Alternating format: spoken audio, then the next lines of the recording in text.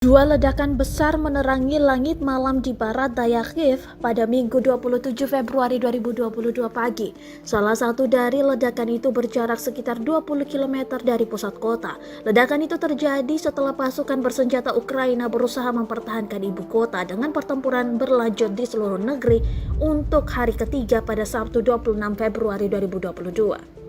Sebuah ledakan sebelumnya juga menerangi kaki langit pada Sabtu 26 Februari 2022 malam di kota maritim strategis Mykolaiv di Ukraina Selatan saat baku tembak berat bergema di sekitar pinggirannya. Suara tembakan senjata ringan dan dampak dari terjangan beberapa roket terlihat pada malam setelah hari ketegangan meningkat di kota. Seorang kru CNN melihat pasukan Ukraina melepaskan tembakan peringatan dan diduga melemparkan penyabotase pasukan Rusia dari mobil mereka ke tanah. Operasi ofensif ke segala arah Rusia berlanjut. Laporan yang belum dikonfirmasi mengatakan penerjun payung Rusia mendarat di wilayah utara kota.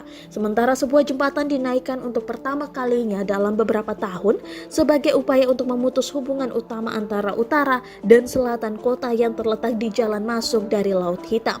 Sementara itu, Presiden Ukraina Volodymyr Zelensky mengatakan kepada warga untuk membelah negara.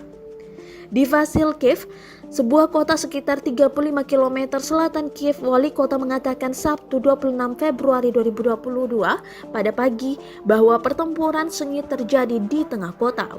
Wali kota Vasilkiv Natalia Balasinovich mengatakan ada kerugian di pihak Ukraina dengan banyak yang terluka, sayangnya mereka berusia 20 tahunan, katanya kepada saluran parlemen Ukraina Sabtu 26 Februari 2022. Terima kasih sudah nonton. Jangan lupa like, subscribe, dan share ya.